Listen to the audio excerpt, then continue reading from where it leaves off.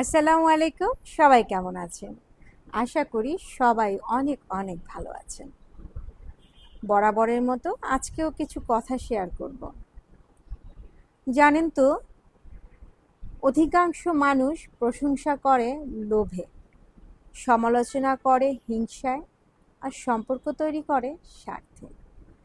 আজকালকার এই দুনিয়ায় বিনা স্বার্থে সম্পর্ক তৈরি করার মানুষ একেবারেই নেই।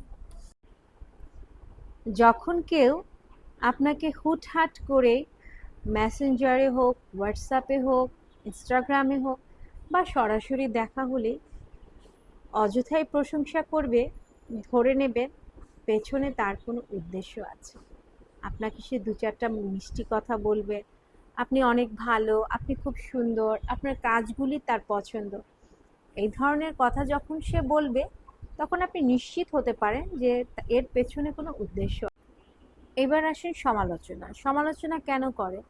যখন একজনের সাথে একটা রিলেশন নষ্ট হয় বা ধরেন সে আপনাকে জেলাসি করে, হিংসা করে, তখনই কি করে, সে চায় অপর পক্ষের কাছে আপনাকে একটু ছোট করতে। এবং সেই প্রেক্ষাপট থেকেই কিন্তু মানুষ সমালোচনা করে। এবং এই জেলাসি, হিংসা এগুলো এত ব্যাধির মতো ছড়ায় গেছে যে আমাদের বর্তমান সমাজে, বর্তমান জীবনে, মানে এটা একদম ক্যান্সারের চাইতেও মারাত্মক ব্যাধিতে পরিণত হয়েছে।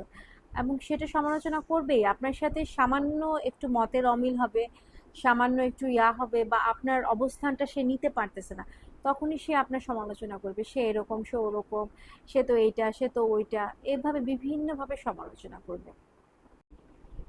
আর সম্পর্ক, বর্তমান দুনিয়ায়, বর্তমান সমাজে কাউকে আপনি পাবেন না যে আপনার সাথে বিনা স্বার্থে মিশবে।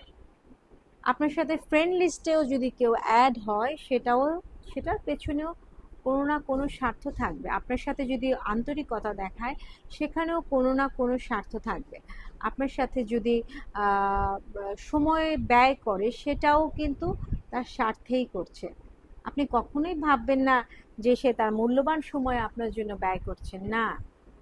সে মূল্যবান সময়টা আপনার পেছনে ইনভেস্ট করছে। এটা তার ইনভেস্টমেন্ট। এখান থেকে সে কিছু চায়, সে কিছু বের করে নিয়ে আসবে।